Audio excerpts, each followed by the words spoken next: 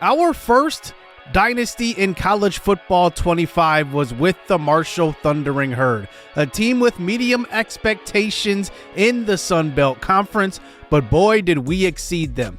In 45 episodes and 4 seasons, we made it all the way to the national championship game, where a freshman quarterback led us to glory as we upset number 1 Clemson in a game that went back and forth until the end, until a walk-off by DeJuan Whitehead with about a minute to go in the fourth quarter put us on top of the number 1 team in the country and gave us a national championship, the first in Marshall's history. But now today we face our former team to end season number 1 in the Arkansas State Dynasty, and we will take on a lot of our former players. They have a very fond memory of Coach J leading them to glory, but now it's a different era in the channel. And today we look to finish off the season to get our 8th win, as we are 7-4, 6-1 in conference play, riding a 6-game winning streak, but we are still behind the team ahead of us in the Sun Belt West, who is Texas State. They are 9-2 overall and the number 15 team in the country. They will take on Georgia State to end their season, who is 7-4 in the Sun Belt East. And Texas State needs to win this game in order to punch their ticket into the Sun Belt championship game. But they will be without their leading back in Ismail Mahdi, who is a guy that we've seen a lot on this channel in the Marshall series. In this series, they will take on Georgia State, who is really a surprising team to me. They are 7-4 overall, led by Christian Velu, but they will be without their starting tailback in Freddie Brock. So we'll see if Georgia State can pull up the upset, which will definitely determine a lot for our game versus Marshall. So let's see if PJ Hatter, leading this Texas State team, can lead them to victory. Right away in the first quarter on the opening drive, Hatter goes down, and Georgia State does take the 3-0 lead early. Here is Velu throwing across the middle. That is a catch and a first down here for the Panthers offense. 2nd and 4, handoff to the tailback, getting into field goal range. And that eventually brings them to a 3rd and 5 here, throwing across the middle, incomplete. And Texas State does hold them to 3 points. But right before halftime, Texas State looking to put some points on the board as they give up the long field goal here. But their offense has not looked good so far. But here with about 3 minutes to go, here's a 4th and 2 try. Hatter finds his man across the middle inside the 15-yard line. And this is the closest they got into scoring range. Hatter in the pocket, throwing across the middle. He finds Cole Wilson, who runs it in. He was wide open across the middle for the touchdown. And Texas State is on the board. But here is Christian Velu before halftime. Under pressure, he goes down and the ball is on the ground. Picked up by the defense, and it's a scoop and score. So Texas State, the Bobcats were being shut out there in the first half, and then 2 quick scores at the end of the half will give them the lead 14-9 into the 3rd quarter. But here is Georgia State, a big time run. It's all the way inside the 15 as DJ Murray taking over for the injured tailback Freddie Brock. And Georgia State punches it in from 1 yard out and takes the lead here in the 3rd quarter. But PJ Hatter is really a big candidate for Conference Player of the Year, and he is special with that left arm. Here on a 3rd and 10, though, under pressure, he goes down. He's sacked at the 41. Now, this could potentially set up a 57-yarder for Mason Shipley, and he knocks it through. One of the best kickers in the country. And he at least gets them some points here as we move into the 4th quarter. 17-15 game for Texas State. There is a nice throw by Hatter across the middle, and the Bobcats are inside the 10-yard line. And now it's a 2nd and goal with about 9 minutes to go. Hatter scrambles, throws, and that's a touchdown. A good find from the sophomore quarterback, and he gives his team a 2-score lead here late. Is now here Down by 6, Georgia State with one last opportunity. This is the last play of the game. 4th and 10. It's tipped, and Texas State holds on to win it 24-18. And that basically punches their ticket, or it does punch their ticket into the conference championship game. And that basically means that we have no shot of making it. But we are playing for pride, I guess, and for our 8th win of the season, as Jalen Raynor did go out a couple of episodes ago, dislocated elbow, that takes him out for the rest of the season. But we have more than one injury on this team. Jay Harris, who is our leading back, he is also hurt for the rest of the season, a pulled groin. That will sideline him for the rest of his junior year. He transferred over from Oregon last year after only having one carry during his time at Oregon, and now he is sidelined for the rest of the season. That's not all, though. Dante Joyner, who is another one of our top guys on this roster. So we have 2 of our top overall guys injured. Dante Joyner on defense, he's out for a long time, 33 weeks. And Jalen Raynor, both of those guys, really the captains of both sides of the football, are done.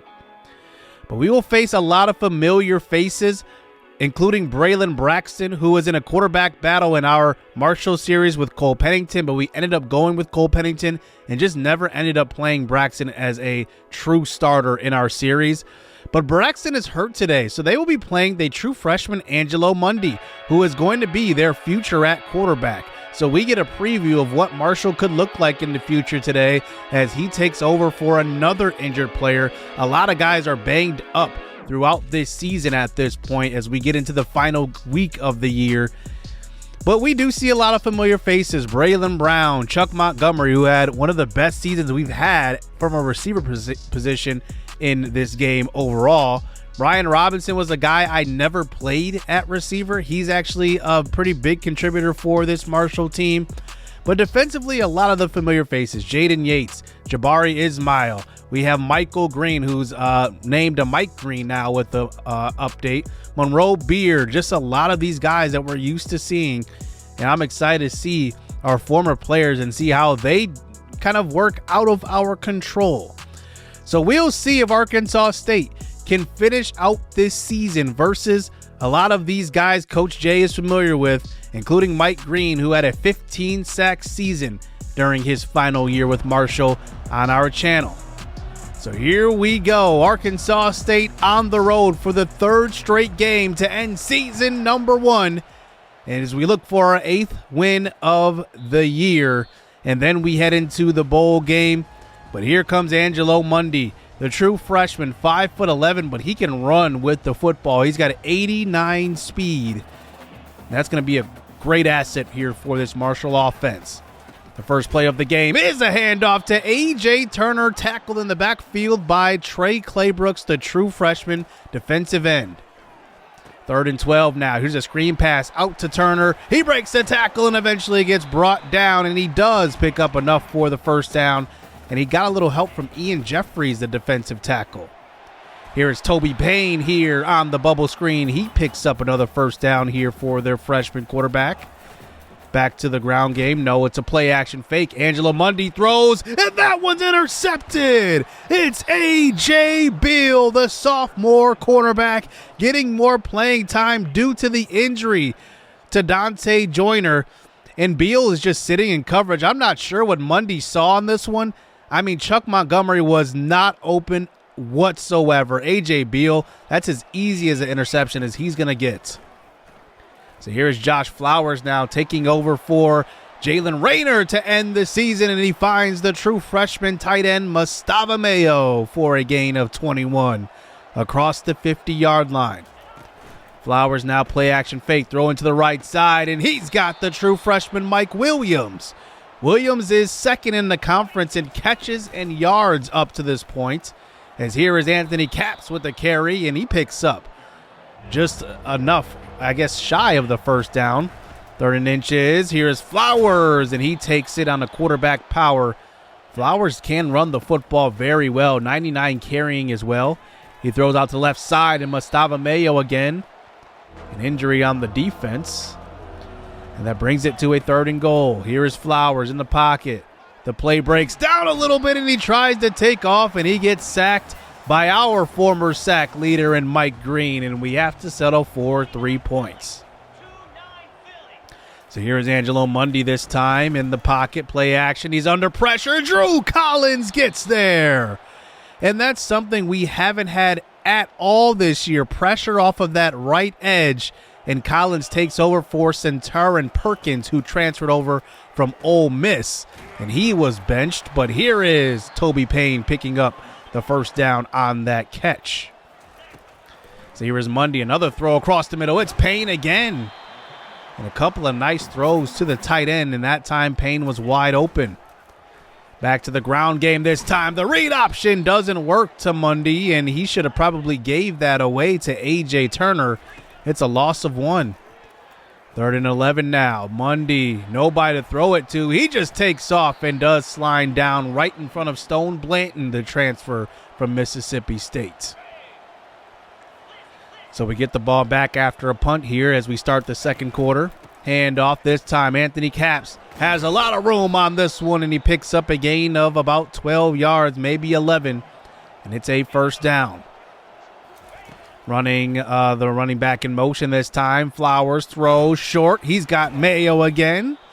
Very strong hands in front of the first down sticks. And now it's 3rd and 2. Play action again. Another short throw, and it's Mike Williams. He's wide open, and he's got the first down. A little bit of eye candy on that motion as we're inside of just in field goal range. Here's a deep shot looking for the senior. That is going to be Reginald Harden, who has really been a starter throughout the entire year. Pressure here from the linebacker blitz, but Flowers gets out of there. He picks up the first down on a 3rd and 11, using his legs right there. So at the 24-yard line, here's a throw across the middle, and this one's overthrown, looking for Mike Williams, intercepted. It's Amir Foster. And this pass was just way overthrown. Looking at Mike Williams on this play, he has a lot of room to catch and run this one, and it just sails on Flowers right into the hands of Amir Foster. And now Marshall takes over here. They have a lot of time left on this clock here, about 6 minutes to go. As here is another read option, this time giving it to A.J. Turner, and he will only get a couple of yards. Can our defense come up with another stop here? Still a 3-0 game. Here's a deep shot looking deep for Robinson, and it looks like maybe that was Braylon Brown downfield, but a great play by the safety, Websley Etienne. So here we go at the 36 now. Here's a jet sweep touch pass. Williams got space. Williams to the 40. He's brought down, and that's a big-time gain here for the offense, and we're across the 50. Williams halfway to the 100-yard mark, as here is a nice bubble screen this time to A.J. Wallace, who's been really, really impressive this year. I don't think there's been an episode where I haven't said his name. He's a redshirt freshman with good speed. Here's a speed option, pitch out to Anthony Capps, and Capps around the edge. Capps to the 2, pushed out of bounds. And they will mark him down at the 1-yard line, but using that speed. And in comes the senior, Cedric Hawkins in. He gets the carry. He will score. Touchdown. Arkansas State will be on the board here, and a nice drive for the first touchdown by either team in this game, coming at the 4-minute mark in the second quarter. So here comes Marshall out onto the field, this freshman quarterback. Mundy, play action. This time throws across the middle, and he's got Brian Robinson open for a first down to about the 30. 4 minutes to go here in the first half. Here is a nice RPO over to Braylon Brown, breaking a tackle, and he's free, and Stone Blanton does take him down along with the help of number 15, Brandon Greal. As here is Mundy now, play action, a long throw across the field, finding Robinson again. That's number 43, Daryl Horn in coverage, as he's been getting more playing time with the injury to Joyner as well. As here is Brown again. He breaks a tackle. He breaks another one and eventually pushed out of bounds at about the 20-yard line. Mundy in good control of this offense on this drive. This has been their best drive up to this point. Changing the play at the line. A.J. Turner in the pistol behind him. As here is Mundy throwing to the end zone. He's got a man. It's Braylon Brown for a touchdown. What a throw that time by the freshman. And he will get Marshall on the board. Can Flowers answer here with just over 2 minutes to go? Here's a short pass out to Harden, and he falls down before the sticks, trying to get a playoff before the end of the 2-minute warning. Here is a nice run this time. Flowers with the design quarterback draw, breaks a tackle, and that will stop the clock here. We do have 2 timeouts remaining here. A lot of time here. Here's a throw to the right side. That's a catch by Mike Williams. Breaking a tackle as well, and he picks up a nice catch and run across the 50 now. And we're just on the edge of field goal range as here is Josh Flowers. Here he is scrambling up the middle. He's got space and does run into contact, but he does have a great carrying rating at 99, and he absorbs that hit for a first down. Back to the run game. Caps gets around the edge. He has a first and more and gets to about the 20 or the 12-yard line, I should say. And now we hurried up to the line. We still have 2 timeouts remaining at the 11. Here's a play action. Throwing to the right side. This one's intercepted. Looking for Mustafa Mayo, who ran the wheel route. But look at when we threw this. We threw it when he was open there, kind of in the flat, but at that point he was already turning upfield, and Flowers didn't set his feet, which made the throw way off the mark, and that was just bad timing. We should have thrown that way earlier if we wanted that completed. So now at the end of the half, here's a quick throw, and that one will bring us into halftime. One last play here with 2 seconds remaining. A short toss out to Brian Robinson. And we will have the 3-point lead here at halftime. But a bad mistake there. 2 interceptions for Flowers in the first half. Hopefully that doesn't come back to bite us. We've had a lot of time of possession here in this game compared to Marshall. But our defense is playing well. But our offense starts out the second half with the ball. Here is a play action. Throwing to the right side at the last second is Miller McCrumbie with the catch. Read option this time. Anthony Caps around the edge, and Caps tiptoes the sideline. Eventually gets pushed out at about the 29. He's close to a 100-yard day. Believe it or not, we have not run for 100 yards at all this season. Here is Cedric Hawkins, the senior, checking in, and he picks up a gain of 9 on that carry. Caps checks back in this time. Flowers looks like he wants to change the play. He doesn't like this look. As here he is, good protection. They rush 4. Here's a shot to the end zone, looking for Tennell Bryant, who was wide open, and he misses him. 3rd and 1, back to the run game. Caps tries to get to the outside. He only needed 1 and was getting a little greedy. And we have to bring in Aiden Ellison, the senior kicker, who is going to knock this one through from about 41. And Arkansas State has the 6-point lead with about 7 minutes to go here in the third. As here is Mundy, the freshman quarterback. Led a nice scoring drive earlier in that second quarter, I guess late in the second quarter. He picks up another throw to Toby Payne, who's been killing us today. Across the 50 here for Marshall. Mundy, he throws short to Chuck Montgomery, who picks up the first down, a gain of 13, maybe 14 yards on that play. On the edge of field goal range here for Reese Veerhoff, their kicker. Here's a short throw, and it's Toby Payne again. His 5th catch today, 5 for 64 for him. Hurry up offense here. Another throw to Payne. Inside the 10, and now it is goal to go. Mundy controlling this offense well. Here is a handoff, this time to A.J. Turner, but Stone Blanton stands up the running back. And now it's 3rd and goal. We need a big stop here. Pressure on Mundy. He goes down. It's number 90, Tim Hardiman, the senior, who gets in there for the sack. And we will force Marshall to 3 points on this drive as Reese Veerhoff comes in and knocks that one through. And now here we are with a 13-10 lead. We can put together another good drive here. Our defense come with a stop, we'd be in good shape in the fourth quarter. As we run a man in motion, that's A.J. Wallace. Here is Flowers throwing short to Harden. He picks up the first down. Here's a handoff this time. Anthony Capps, who's got a lot of space, and that one will put him over 100 yards officially. 11 for 102 for him. And that's the true freshman out of Arkansas as well, a local kid out of Jonesboro. As Cedric Hawkins spells him, and he picks up 9. Back to the ground game. This time, Capps doesn't waste any time, doesn't try to get it to the outside. He picks up the first down. More running game. Capps up the middle, fights his way forward. And this is by far the best game we've had running the football in this series so far. Here's a shot to the end zone. Once again, it's A.J. Wallace. Touchdown. I have nothing but great things to say about the season that Wallace is having. Good release, outside release, and then just separates at the end of this route and then just goes up and gets it. That right foot is officially down in the end zone, and it's a touchdown. The call is confirmed.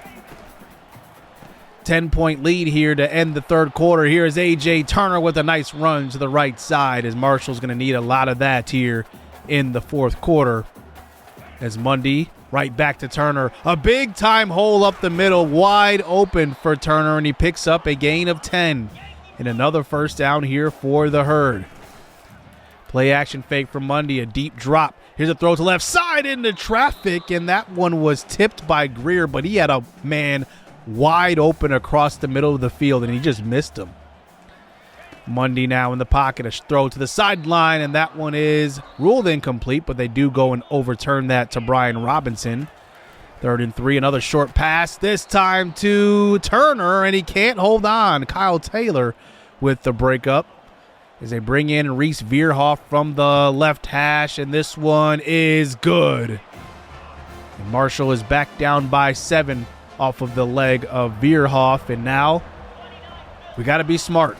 Running the football here. Anthony Capps with a big-time hole, and he picks up a big gain of 20 yards, and he gets to the 44-yard line for a first down.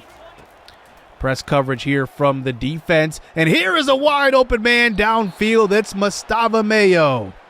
Good touch on that pass from Flowers, making a nice, accurate throw. As here he is, another short throw once again to Mayo. This will pick up a few yards, bringing it to a 3rd and 3. Anthony Capps in the game at running back. We choose not to run it. We throw it to him out of the backfield, and he does fall forward, and he will get the first down, and he is going to be shaken up on that play as well. Back to the ground game. Cedric Hawkins is swallowed up in the backfield. That's a loss of 3. Back to the 26 now. Play action fake. The pressure gets to Flowers. He goes down. It's Landon Watson on the sack. And we're back at the 35. They rush 5. 3rd and 22 into double coverage, and it's knocked away. Looking for the tight end Mustafa Mayo. And we line up here for the 52-yard field goal. Aiden Ellison just has the leg to get this one. I think his long is 52 on the year. And this kick is down the middle, but it's wide to the left, and it's no good. So now Marshall gets one opportunity here with about 5 minutes to go to drive the length of the field and tie this game up or take the lead. As there is a nice start to the drive by A.J. Turner. Brings it to a 3rd and short. Little RPO action, a quick throw out to Robinson, and he has the first down. Marshall can take their time on this drive as well. Here's a short throw out to the right side. Braylon Brown turns a slant into a gain of about 15 to 20 yards on that catch. 1st and 10 again. Mundy, he's going to run it with his legs this time. Gain of 7 as he slides down. They eventually get inside the 10. 2:15 to go here in the 4th. Here is Mundy getting out of the pocket, gets to the outside, and he reached the ball out for the pylon. They're going to mark him just short. And now it's 4th and goal.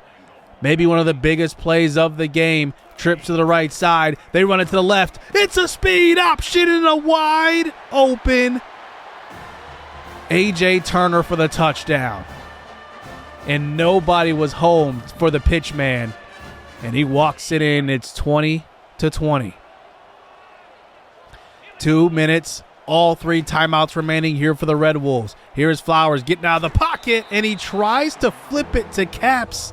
He drew the quarterback, and he was hoping that would spring him free.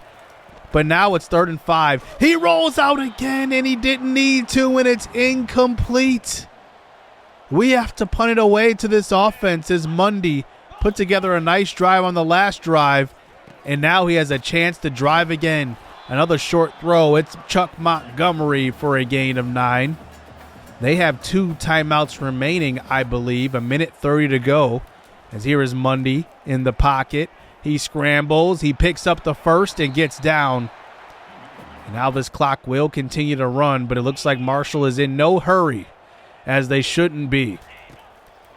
Here on a 2nd and 10, here's a throw to the right side into traffic, and Websley Etienne cannot jar the ball free. Another first down here for the Herd. Mundy throws across the middle, and it's dropped. Braylon Brown looked like he may have had a big gain. It looked like Stone Blanton was about to jump that, but he didn't make a play on the ball. Here is Mundy. Under pressure, it's Drew Collins again. That's his 2nd sack of the day. It only loses about 2 yards, though. 3rd and 13. Mundy in the pocket. He's going to take off, and he slides down at the 41. Now, Reese Veerhoff has 89 kick power, but this is from 58 yards away. And they're going to run the clock down with 6 seconds. The kick is good. 58 yards. And Reese Veerhoff knocks it through. 3 seconds remaining. Tennell Bryant back to receive the kickoff. He's got 99 speed, and he cannot get free. Marshall is going to upset Arkansas State to end season number 1. And wow, what could have been a storybook ending if Arkansas State somehow got this win and Texas State were to lose. But we ended up losing in our final game of the year. We did not get to 8 wins here, but this game was just very, very interesting. I think we made a couple of mistakes. Obviously, the interceptions, but that run on that 3rd and 1 that we lost all that yardage by Anthony Caps, that was a mistake. We should have just went for the first down yardage, and we could have continued that drive and maybe even punched it in. But Caps with a career high, 18 for 144. He had a great game. We got the ball to Mike Williams early. We didn't really go to him late. We couldn't really throw the ball too well late in that game. And we had a couple of mistakes rolling out of the pocket when we didn't need to. That was obviously, being greedy, just trying to go for the big play and probably not looking at, where the pass rush was coming from, kind of trying to anticipate some things that weren't there. And that ended up being problematic.